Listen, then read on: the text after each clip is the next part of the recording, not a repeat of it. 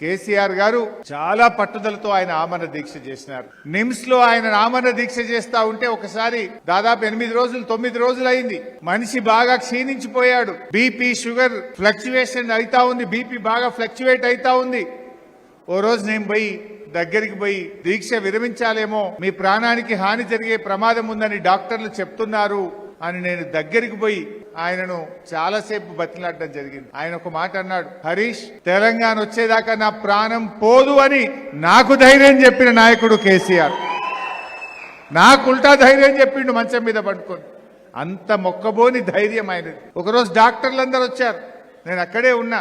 మీ creatine levels పడిపోతా ఉన్నాయి. ఏ క్షణంలోనైనా మీ కిడ్నీలు ఫెయిల్ కావచ్చు, ఏ క్షణంలోనైనా మీ కిడ్నీలు పనిచేయకపోవచ్చు, మీరు డయాలసిస్ మీదకి వెళ్ళిపోతున్నారు అని డాక్టర్లు హెచ్చరించారు. మీరు దీక్ష విరమించాల్సిందే, మీకు ప్రాణహాని ఉంది అని డాక్టర్లు హెచ్చరించారు. ఒక మాట అన్నాడు డాక్టర్లతో, నేను విరమించను, నేను చచ్చిపోతే నా శవం మీద తెలంగాణ జెండా కప్పండి అన్నాడు కేసీఆర్.